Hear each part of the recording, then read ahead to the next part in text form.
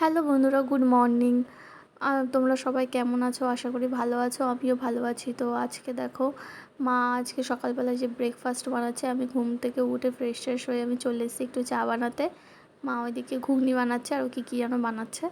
তো আজকে একটু মনটা খারাপ হয়ে গেল, যেহেতু আজকে শ্বশুরবাড়িতে চলে যাব। আমার বড় কালকে রাত্রেবেলা আমাকে নিতে চলে এসছে। তো সবাই মিলে একসাথে ব্রেকফাস্ট করে এই যে চলে এলাম দুপুরে রান্নার কাছে। মা আজকে মাটন বানাবে। তো দেখো, শিলে সব মশলা বেটে নিচ্ছে আর এখানটায় আলুগুলো ভেজে নিচ্ছে। আলুগুলো একটু ভেজে নিলে ভালো হয়। তারপর দেখো, এই যে তেলের মধ্যে সর্ষের তেলে রান্নাটা হচ্ছে। তেলের মধ্যে শুকনো লঙ্কা, জিরে, গোটা গরম মশলা, তেজপাতা সব ফোড়নে দিয়ে দেবে। আর এখানে ভেজে রাখা আলুগুলোকে তুলে রেখেছে। আমাদের বাড়িতে যেহেতু সবাই মাটন খেতে খুব ভালোবাসে, তো কোনো অসুবিধা নেই। আমরা যখনই আসি, মা তখন মাটন নিয়ে আসে। তো এই দেখো, এবার এখানতে টমেটো কুচি দিয়ে দিয়েছে আর সব বাটা মশলাগুলো দিয়ে দিয়েছে। আদা বাটা, লঙ্কা বাটা, জিরে বাটা, রসুন বাটা, পেঁয়াজ সব দিয়ে দিয়েছে।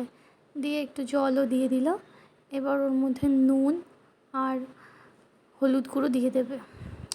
একটু চিনিও দিয়ে দেওয়া হয়েছে, চিনিটা একটু দিলে কালারটা ভালো আসে। এই দেখো, এবার ওই মশলাটাকে ভালো করে কষাতে হবে যতক্ষণ তেল না ছাড়ে।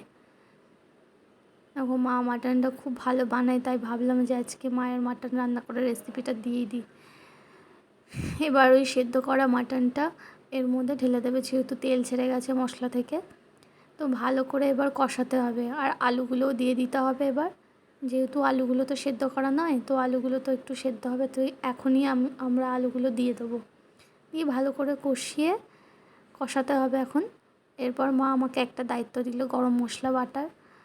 তো আমি যে এখানটায় গরম মশলাটা বেটে নিয়েছি, আমাদের বাড়ির গুঁড়ো গরম মশলা ব্যবহার হয় না।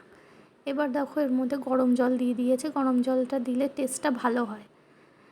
দেখো, লাল লাল ঝাল ঝাল। আর এবার দেখো, সবাই মিলে আমরা খেতেও বসে পড়েছি।